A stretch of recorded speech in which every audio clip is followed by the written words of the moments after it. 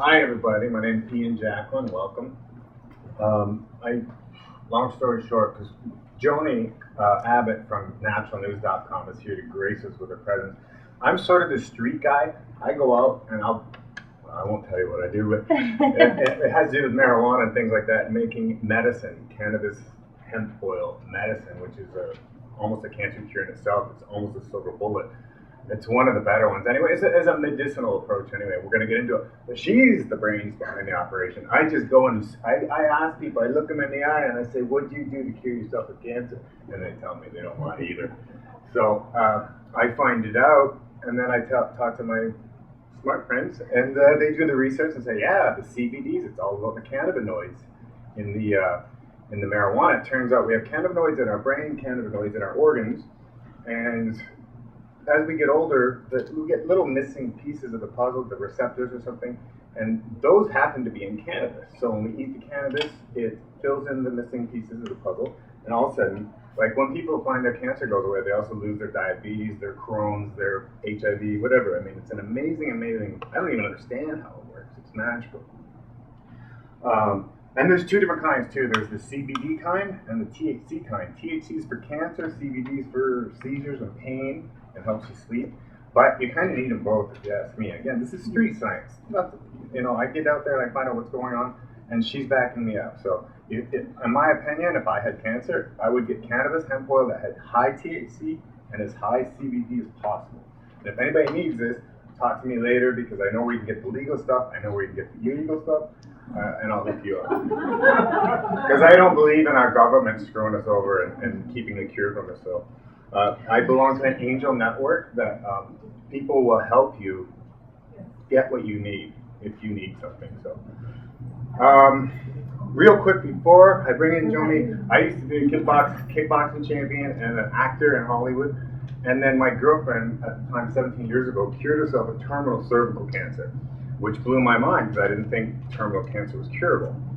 And we started hanging out and dating, and next thing you know, I learned how to cure cancer. And she did it 17 years ago, before we even knew what an alkaline diet was.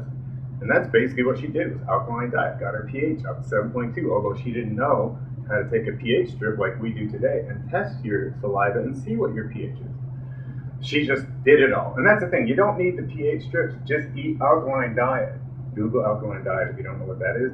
Green smoothies. I think I had prostate cancer earlier about maybe June, July. I started a blend fast. I started the cannabis hemp oil because my pH was 5. If you don't know your intercellular level, it's supposed to be 7.2, 7.4. If it's higher than that or lower than that, you can get cancer. You're acidic or too alkaline. Usually you're acidic. Usually if you have cancer, your pH will be 5. You want to get that up to 7.2, 7.4, where cancer cannot live. It's the most simple, easiest process I've ever seen. You can do many other things as far as detoxing the liver and all that other stuff. The basic bottom line is the alkaline diet, the pH strips. That pH, go see Howie Hoffman right in the vending room. He's got pH strips, and it gets down to like the 0.25 degrees or whatever. That when you test it, It's like you can go 7.5 or you can go 7.25. I mean, it gets very minuscule and very specific as to what your exact pH is. And so at the back of the room, when you walk in and you go to your left, I would check out Fresh Products. They have the best pH strips around if you want to keep an eye on that. So basically, anyway, I decided I was done fighting and I was done acting because I wanted to make a documentary on how to show other people how to cure cancer. And I did. I moved to New York City and got a camera and some friends, and we made icurecancer.com, which kind of shows you cancer is curable if you stay away from your oncologist. Unless your oncologist happens to be in Mexico and is able to do alternative methods as well. But if your oncologist is in America, he won't be able to help you. I'm sorry, I've done a lot of research. I would not go there myself. Anyway, so would you come in, please? I will come in. And you want to stick to the cannabinoid thing? The cannabis? Yeah, I'm going to basically tell you what an endocannabinoid system is, what it is in our body, and then what cannabinoids are and kind of how they work. This is just very general. This is all very new to me. I host a show on naturalnewsradio.com twice a week on Mondays and Wednesdays at 5 p.m. Eastern. It's called Homegrown Health. And I never ever expected in a million years that homegrown health would be linked in any way, shape, or form to something known as marijuana. Because now I'm like, everyone's like, aha, homegrown health, homegrown, right? And I'm like, no, I'm not that girl. Ian, I met him online a year ago, just through our respective works, things that we do when you're in the natural health community and of kind of knowing one another. And he brought the word medical marijuana and cannabis oil to the show, and I was like, dude, I'm not comfortable talking about that. You can't. I'm not connecting myself with the illegal drugs. So sorry. I don't want to get in any more trouble. I raise kids outside of the modern medical model. I talk about how to heal things from colds to making your own laundry detergents, toxic products, all of those things on my show. But this was the no-go there zone, and I was not comfortable. So I had to research it, and through the last year of researching, I cannot deny it any longer and keep my name off of it. And in fact, I'm jumping on bandwagons to support it. And so are my colleagues like Robert Scott Bell. He does the Robert Scott Bell Show also on Natural News Radio. And his producer, Don, is actually getting ready to do an entire tour in states to try to help make legislators and politicians understand that this is what we need.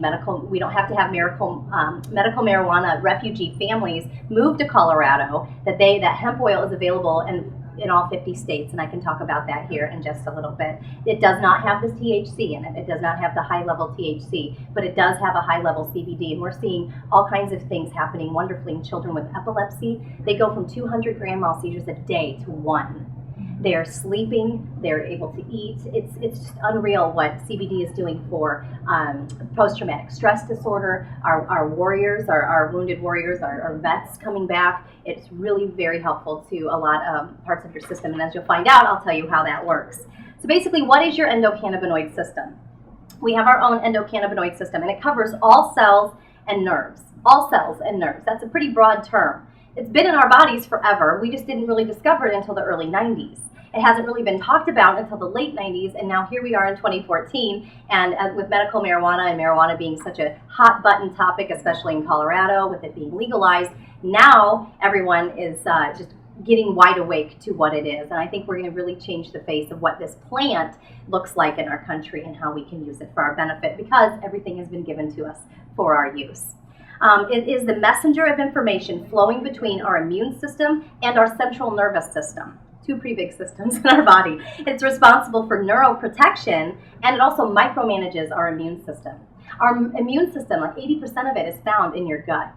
And that is where, that's why good gut intestinal health is very important. So if you don't have good gut health, you're not going to have good overall health.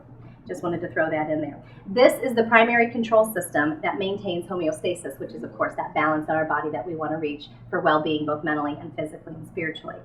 Endocannabinoids and cannabinoids are also found at the intersection of the body's various systems, allowing communication and coordination between different cell types.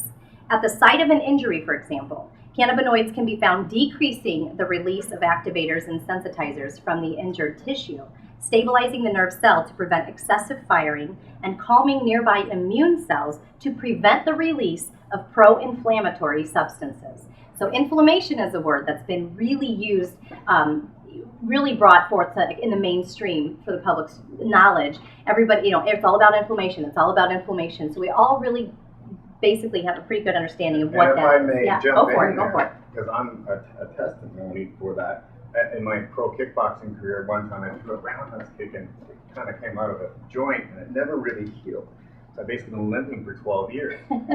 We have a story about that. But when I found out my pH level, I didn't finish that story. When my pH level was 5, and I knew I must have had cancer because I had to pee really bad, but I had to go look out. I'm pulling over on the freeway, and I don't care who's watching. Okay, that's how bad it was, and that's the beginning of prostate cancer, basically what they tell you. So I was like, alkaline diet, cannabis hemp oil, and in 2 months my pH is back up to 7.4 where it should be, and I just saved myself years of misery, if not death, and chemo and radiation, all the horrible things, just because I know about pH levels. I caught it. 5? And I said, no, not at first. 5? About 6 months. 5. And I was like, oh man, I can't deny it. Mr. Cancer. Cancer. I'm like, so, but I did what I had to do, and it's gone, man. What a relief, too. Man, I feel sorry for the people that, go through all that stuff. Well, you were your hip. That's where I'm going yeah, to go next. This hip of mine that I've been limping on for 12 years, all of a sudden I'm not really limping. So, I mean, I think every elderly human being on earth, if they have any aches and pains, should be on. They should have all the old folks' homes.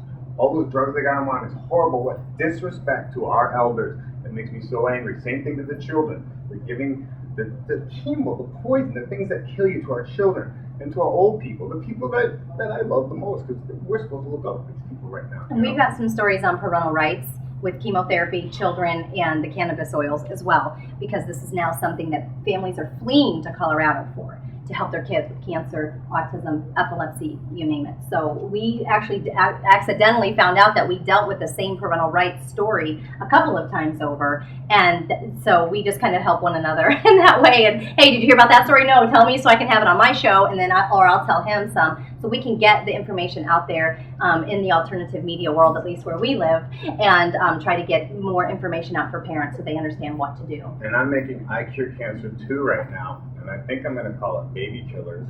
Some people say it's a little negative of a name, but to me, that's what they're doing. If you give a baby chemo, radiation surgery, you're murdering. I don't care what you say. And if you're an alcoholic and you do that to my kid, you better run. Yeah, you don't want to mess with him. So yeah, he gets the street aspect, and that's what always made me nervous. And I was like, I can't do street stuff on my show. I'm sorry, but we found a way to make it work. So your endocannabinoid, they just wanted to let you know, 3 different mechanisms of action on 3 different cell types for a single purpose. It minimizes the pain and damage caused by the original injury. So that's where I left off with the last one. Anyway, your endocannabinoid system, it's very complex, but there's a lot of functions in the immune system that it has to do with the nervous system and all of your body's organs, as Ian said. It's literally a bridge between your body and your mind. By understanding this system, we can begin to see a mechanism that explains how states of consciousness can actually provide health or disease. So it really helps our mind process all of these emotions that we have as well, like Linda was saying.